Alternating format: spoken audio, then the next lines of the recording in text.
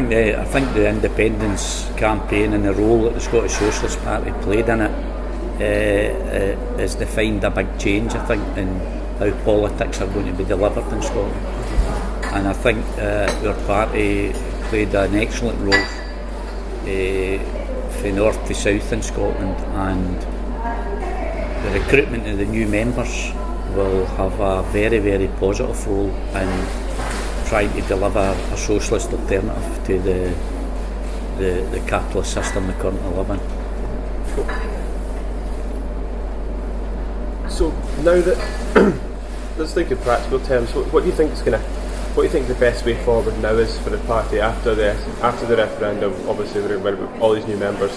What can we do with all this energy in the next coming elections?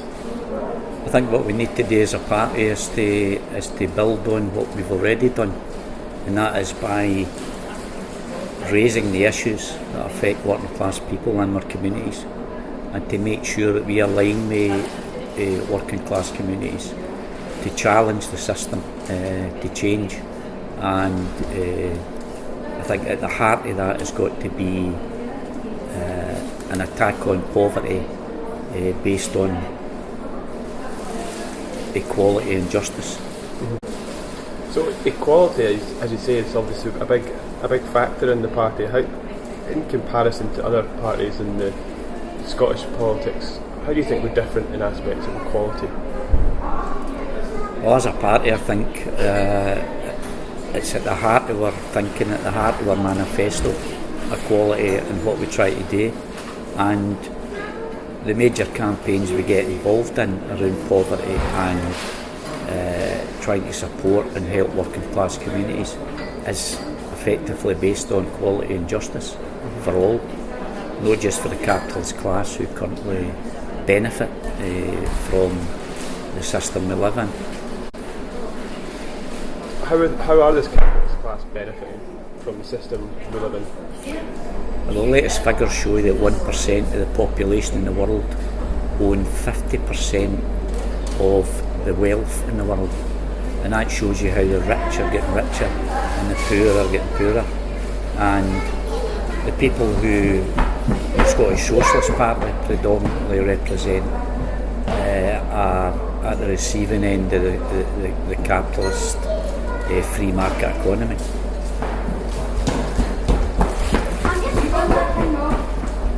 What's been the highlight of the referendum campaign for you personally, and with regards to all your campaigning and stuff? I think the highlight has been to see so many young people getting involved in politics with a small p through the Yes campaign. People being prepared to challenge the status quo and accepting and understanding there's a better way forward for Scotland. And the feedback for the Scottish Socialist Party locally has been that we've increased our membership through that, the contribution that we've made as a party to the Yes campaign. But I think the most remarkable thing is that hundreds of local people who have never been involved in politics before have got involved in the Yes campaign because they see a better Scotland being delivered if we get independence, independence based on equality and justice.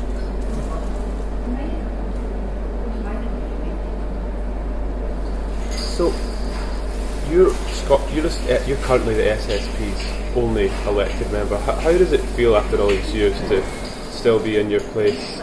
And how does it feel? How does it feel to be the SSP councillor, the one that survived all the dark times, and to bring that unique contribution to the party? I'm extremely proud that I'm a Scottish Socialist Party councillor, and I make that point anywhere I go. And I think the reason I'm still a Scottish Socialist Party councillor is that the constituents in West Dunbarton recognise and accept that the policies and the manifesto that we have is the only one that will challenge the current status quo, where we've got high levels of unemployment, high levels of child poverty, 0-hour contracts, a low wage economy, and the living poor, and an ever increasing amount of food banks, which is a disgrace in a very wealthy country. Yeah. What do you think about the SSP being, well, today actually recently there's a petitions went up for the SSP to be involved in the Smith Commission. What's your feeling on how the SSP has been left out of that so far? Well, it's quite disgraceful. If you think that the Scottish Socialist Party were one of the original signatories to the movement towards achieving independence, but it does demonstrate that the establishment haven't changed. They're continuing to work with the old rules, but the pressure needs to be brought on the political establishment in Scotland and the Smith Commission to make sure that the SSP get a seat at the table, to make sure that we can have our say on what we think needs to be delivered in Scotland, so that we can tackle poverty and unemployment and inequality. What unique message do you think separates the SSP from the rest of the people on the Smith Commission? I think the Scottish Socialist Party is the only party with a socialist alternative. We're a party that believes in socialist ideals. We believe in a republic, and we believe in independence becoming part of international movement across the world in terms of republican movements. So we've got a clearly defined socialist alternative. The rest of the main political parties in Scotland are wedded to capitalism and the free market economy, which has brought us almost to our knees as a society in Scotland. What powers do you think should be devolved to Scotland? All the existing powers that are reserved to Westminster need to be devolved to Scotland. Only by having that fiscal autonomy and control over our income and expenditure and all the other aspects that are currently kept at Westminster can we move forward and tackle the big issues that need to be tackled for the majority of people in Scotland.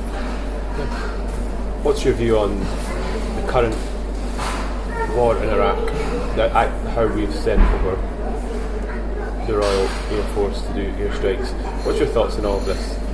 Well, the war in Iraq is an absolute disgrace, and it's another attempt by the West to make sure that the Middle East, more control is put in the Middle East to support the extraction of oil and other assets from the Middle East. It's a war we shouldn't be involved in. We've already bombed that country to smithereens, and it's an absolute disgrace that while we have an ever increasing amount of food banks in our own country, we're spending billions on bombing innocent women and children in Iraq. Final question, a bit more light-hearted. What do you enjoy about being the SSP? What makes it fun for you? What makes it fun is that I absolutely love knowing in myself as a socialist that we have the alternative to what has been forced on the working class in Scotland, and that's what drives me on. I'm totally convinced that the only alternative to capitalism is socialism, and that gives you a certain amount of a good feeling to know that you're on the correct road and you're arguing for the working class.